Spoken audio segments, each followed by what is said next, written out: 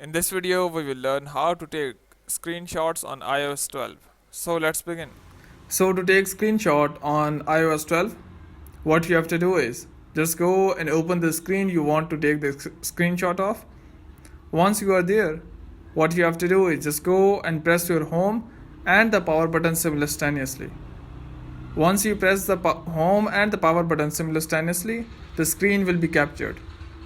In some of the cases, if you press the home button earlier, you might get Siri opened. So just go and close the Siri and try to press home and the power button simultaneously.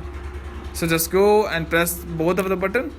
So here it is, and release them, and here you can see the screenshot. Just go and tap on it, and here you can just go and edit the screen. So you can just go and crop it. You can just go and write something on it. You can change the color. So here I am, just go and write something.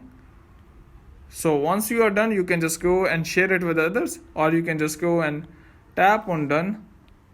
Once you tap on done, you can just go and tap on save to photos, or you can just go and delete the screenshot. So you can just go and see it in the photos. So here it is. So hope by doing so your issue will be resolved, but before you go, please like, subscribe and share. Thank you.